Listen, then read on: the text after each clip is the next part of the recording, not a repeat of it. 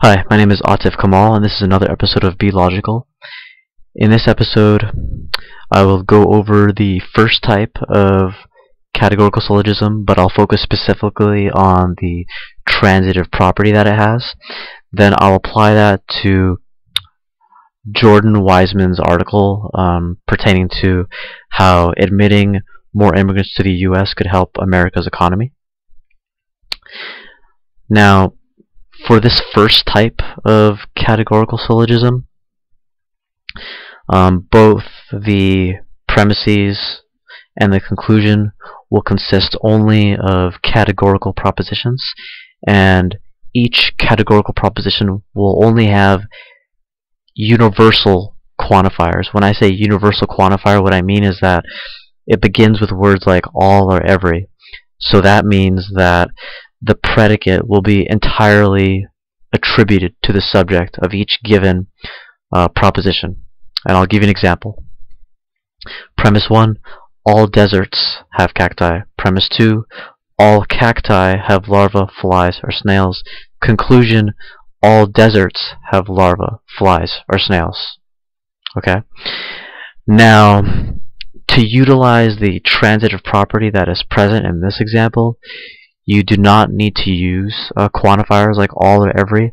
And actually, I tried to for this article. I wasn't able to. I wasn't able to find it in this article. I wasn't able to insert it in this article, so I gave up looking for universal quantifiers. But I didn't give up on utilizing the transitive property that was present in many of the arguments that Jordan Weissmann made, and many that I could make based on this article. This is what I mean by a transitive property. Premise 1, A equals B. Premise 2, B equals C. And conclusion, A equals C. Okay? So that's the kind of formula I'm referring to when I say transitive property. Okay, now you're going to see me make a series of arguments, either based on my own thoughts of this article or based on the thoughts of Jordan Weissmann. Now, the name of the article is Here's an Idea That Could Save America's Economy, More Americans. Jordan Weissmann is an associate editor for The Atlantic, and he's written some publications for The Washington Post and the National Law Journal. Okay, now I want you to remember this claim, because based on the series of arguments that I present to you, I'll be able to logically derive this claim that more elderly people means businesses offer less services. Right now that claim's not going to make a lot of sense, but after I show you those series of arguments, it will make more sense. So just keep that in mind. Okay, now moving on to the article. Something he says is that our birth rates are falling as our population is aging. That means fewer workers and more retirees.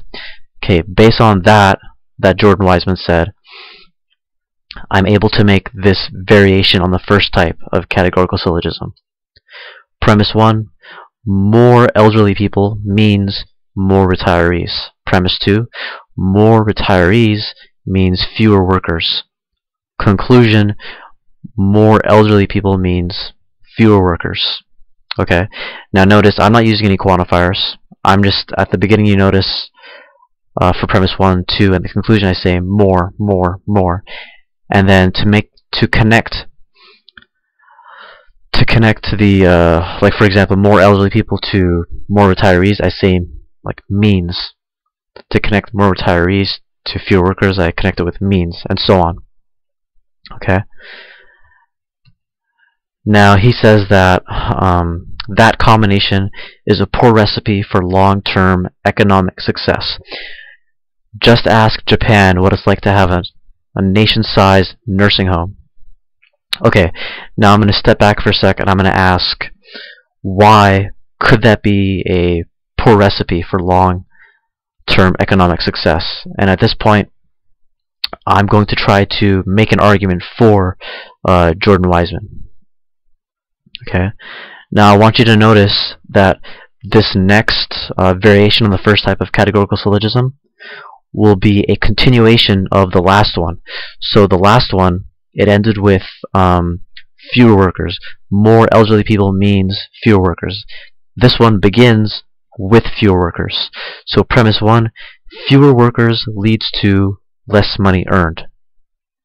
Premise 2, less money earned leads to less money spent.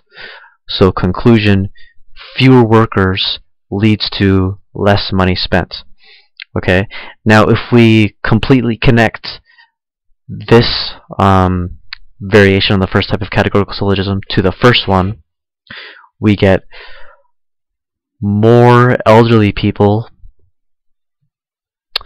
leads to less money spent. Okay? But what's wrong with having less money spent?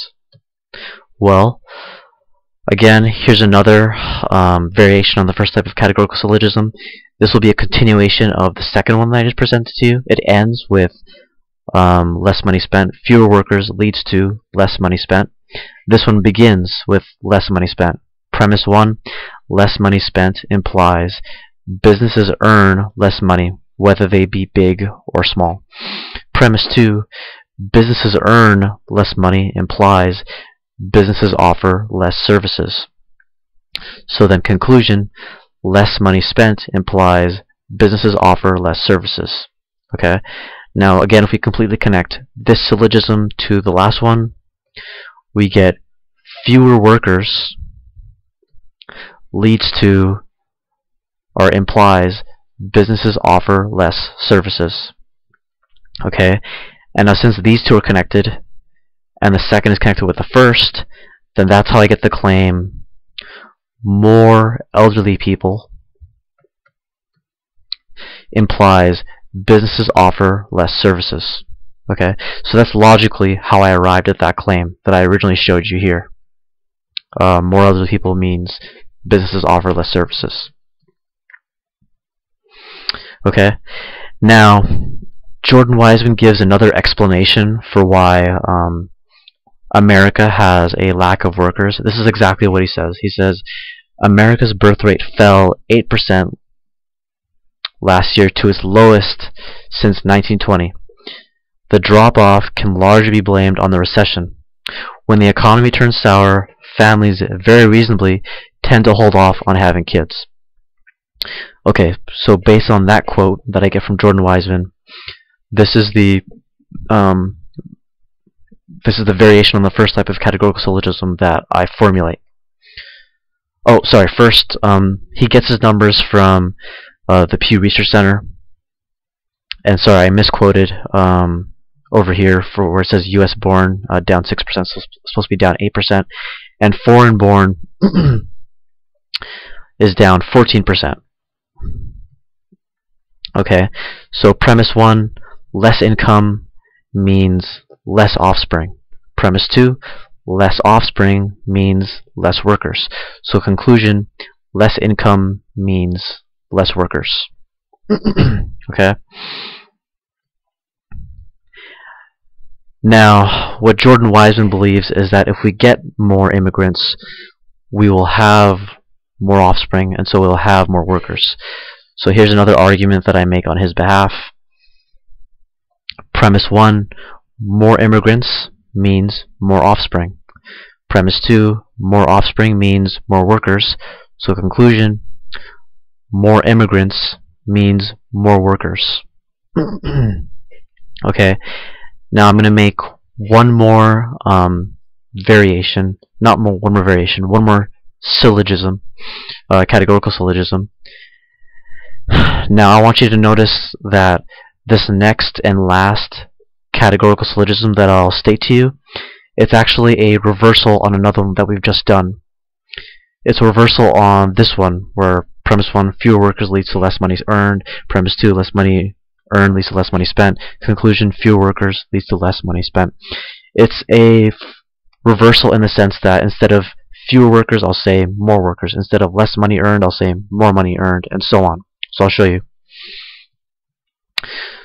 Okay, so one more thing I want you to notice is that this last categorical syllogism is a continuation on the one just before this. It ended with more workers, as in the conclusion, more immigrants means more workers. This one begins with more workers. So premise 1, more workers leads to more money earned.